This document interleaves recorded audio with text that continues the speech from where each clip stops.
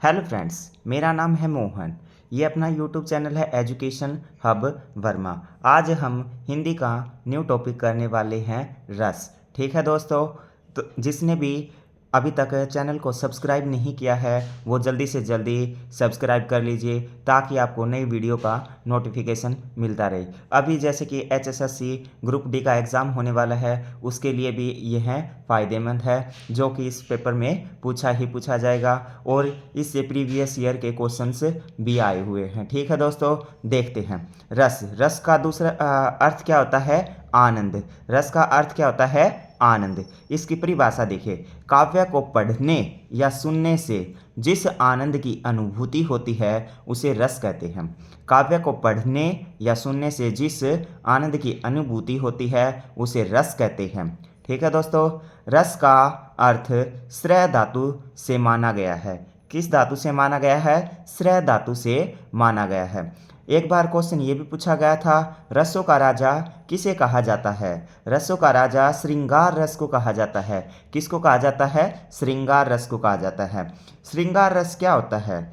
एक बार ये भी पेपर में पूछा गया था। श्रृंगार रस क्या होता है? प्रेम होता है। क्या होता है? प्रेम होता है। प्रेम माना गया है। ठीक है दोस्तों, इसकी उत्पत्ति के आधार पर भरत मुनि ने 8 प्रकार माने हैं। भरत मुनि के अनुसार 8 प्रकार माने हैं। सूरदास के अनुसार 9 प्रकार हैं। सूरदास के अनुसार 9 प्रकार हैं। अभी देखिएगा, रस रस को काव्य की आत्मा या प्राण कहा जाता है। वेरी वेरी इंपॉर्टेंट क्वेश्चन है। ठीक है दोस्तों, रस को काव्य की आत्मा या प्राण कहा जाता है या माना जाता है। रस को नवरस भी कहा गया है। रस को नवरस भी कहा गया है क्योंकि इसके 9 हैं प्रकार। ठीक है, जो हम आगे देखेंगे। रस को 9 रस हैं। रस को नवरस या 9 रस हैं। ठीक है, रस के कितने अंग हैं? रस के 4 अंग हैं। रस के कितने अंग हैं? 4 अंग हैं। पहला स्थायी, दूसरा विभाव, अनुभाव और संचारी।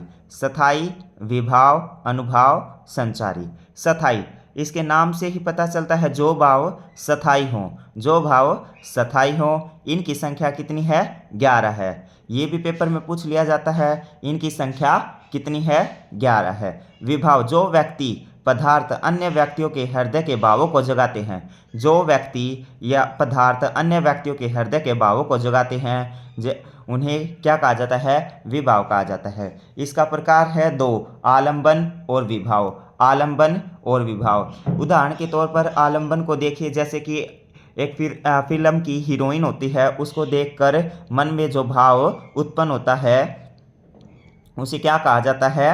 आलंबन विभाव कहा जाता है, रस कहा जाता है। अनुभाव, व्यक्त करने के लिए शारीरिक हरकतें का सहारा ले। शारीरिक हरकतों का सहारा ले, उसे हम क्या कहेंगे? अनुभाव रस कहेंगे। संचारी, जो भाव ज़्यादा देर तक रहें।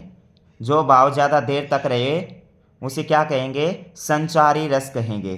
संचारी रस कहेंगे। इनकी संख्या कितनी है? 33 है। अनुभाव की 8 है, विभाव की 2 है, स्थायी की 11 है। अभी देखते हैं उदाहरण।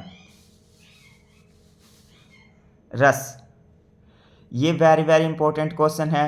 आपसे ये पूछ लिया जाएगा कि इसमें कौन सा भाव है, इसमें कौन सा। ठीक है, ये अपना यूट्यूब चैनल है एजुकेशन हब वर्मा। शेयर कीजिए, लाइक कीजिए एंड सब्सक्राइब कीजिए ताकि आपको नई वीडियो का नोटिफिकेशन मिलता रहे। ठीक है दोस्तों, श्रृंगार रस का स्थायी भाव क्या है? श्रृंगार रस का स्थायी भाव क्या है? रति। क्या है? रति। हास्य का हास। हास्य का हास। करुण का शोक। करुण का शोक।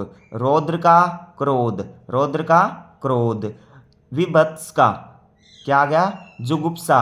विभत्स का जुगुप्सा। ठीक है, भयानक का भय। भयानक का भय। अद्भुत, विस्मय, वीर, उत्साह, शांत, निर्वेद। और आगे क्या है? वात्सल्य। आगे क्या है? वात्सल्य, वत्सल। भक्ति का क्या है? भगवत या फिर अनुराग। भगवती का भक्ति का क्या है? भगवत या फिर अनुराग। ठीक है, एक बार फिर बता देते हैं। श्रृंगार रस का स्थाई भाव क्या है? रति। क्या है? रति। वेरी वेरी इंपॉर्टेंट क्वेश्चन है।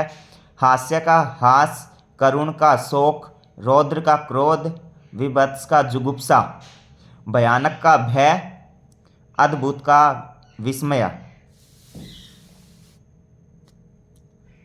वीर का उत्साह, शांत का निर्वेद, वात्सल्य का वत्सल, भक्ति का भगवत अनुराग। ठीक है दोस्तों, वीडियो अच्छी लगे तो शेयर कीजिए, लाइक कीजिए एंड सब्सक्राइब कीजिए और कमेंट्स कीजिए। ठीक है दोस्तों, thank you all of you.